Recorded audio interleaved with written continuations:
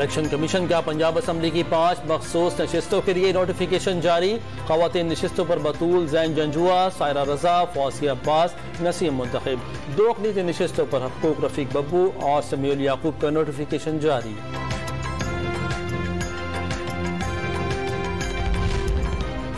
हलीम आदिल शेख की गिरफ्तारी गैर कानूनी करार। लाहौर हाई कोर्ट का रहनुमा तहरीक इंसाफ को फौरी रिहा करने का हुक्म। जस्टिस अली बाकर नजफी ने हलीम आदिल शेख की 18 जुलाई तक हिफाजती जमानत मंसूर कर ली।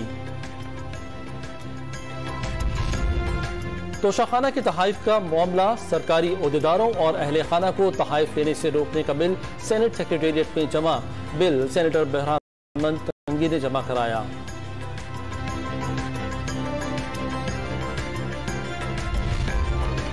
वज़ीर ख़ज़ाना मिफ्ताह इस्माइल की ज़ेर सदारत एक्निक का इजलास। कराची के लिए 2 मनसूबों समेत मुतादिद दीगर मनसूबे मंसूर। औरंगी और गुज्जर नाले की बहाली के नजरसानी मनसूबे 21 माह में मुकम्मल होंगे।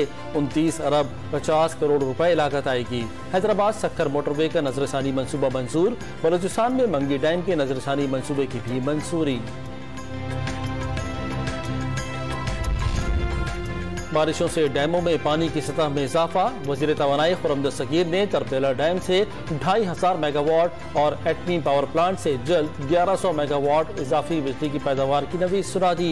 ईद पर बिजली बंदिश के दौरानिये में कमी की भी यकीन दहानी।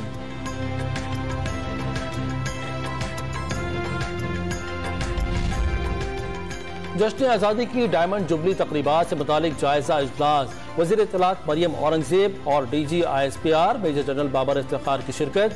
डायमंड जुबली के जश्न को कौमी यकजहती, इत्तेहाद और यगानियत के फ़रोग़ का यादगार मौका बनाने का फैसला।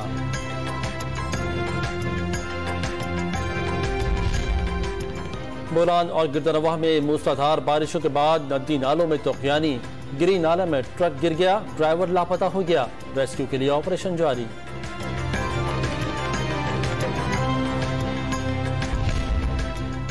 और ट्विटर इंतजामिया ने भारत में तनकीद कुचलने, नाजायज पाबंदियों के लिए दबाव पर मोदी हुकूमत के खिलाफ मुकदमा कर दिया।